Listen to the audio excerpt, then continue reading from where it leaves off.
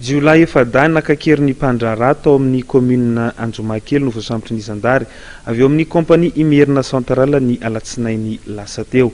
Avatra somatsara ny an'ilay mpandrarà ary fokon'olona ray kosa no fantatra fa namoy ny ainy. Ny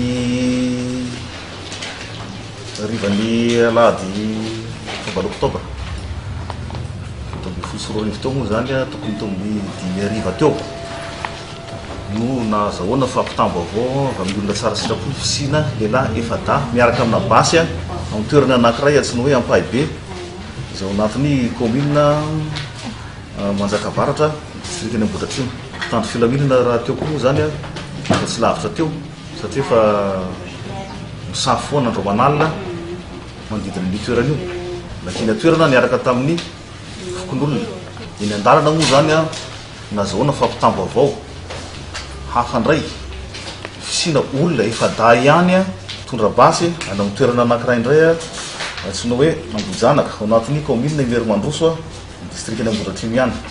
Dia nalamina arak'izay moa zany ny fanarahandy zava-misy tamin'ilay toerana voalaza voalohany tsy nahitana olona tsony fa le faharoa miaraka le fampilazana vaovao farany teo indray moa zany no hita tanaty alatarehetra olona efada roa fa nanao fomba rehetra moa zany fokon'olona sy ny Zandary hanamborana azy ireo nandritran'izay no nisy tifitra avy amin'ireo ndrasy ireo zany ka nandratra fokon'olona ray.